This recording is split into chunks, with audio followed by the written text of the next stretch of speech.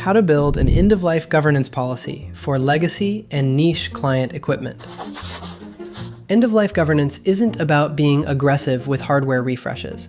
It's about having a defensible, structured way to decide when a device has outlived its acceptable risk window. In this video, we'll walk through how to build an EOL governance policy for legacy and niche equipment. Before we begin, be sure to subscribe to NinjaOne's IT Video Hub and our YouTube channel for more tech content like this. How to build an EOL governance policy. Step 1. Define scope and retirement criteria. An EOL policy starts with clarity.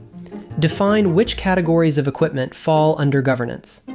In most environments, this includes legacy hardware, unsupported assets, specialty equipment, and systems that no longer meet your security baseline. Next, define what triggers retirement.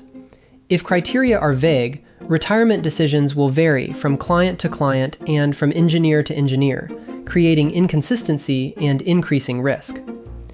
You should also build in an exception process. Extensions are acceptable, but they must be documented, approved, and reviewed regularly. Step 2. Standardize documentation. Once criteria are defined, standardize how decisions are recorded.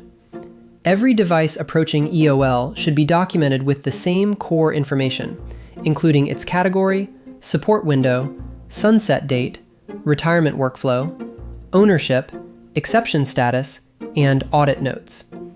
Retirement actions should follow a consistent flow. That usually includes data backup, secure wipe, removal or replacement, and archival confirmation. Store this information centrally, whether in SharePoint, your PSA, or a structured lifecycle repository. Step 3. Separate and track legacy assets. One of the simplest improvements you can make is segmentation. Legacy systems should not blend into normal fleet reporting. Tag them in your RMM and track them separately using lifecycle dashboards, trackers, or custom inventory views. When you isolate legacy assets, risk becomes quantifiable. You can see how many systems are approaching support expiration, how many are operating under exception, and how many are fully unsupported. Step 4. Automate EOL detection. Automation makes EOL governance sustainable. Here's a sample script that flags systems exceeding a defined age threshold. You can then expand detection to include OS lifecycle proximity, TPM presence, warranty status, and security control gaps. For the complete workflow and enhanced script, check out our blog. Step 5. Control the approval and retirement flow.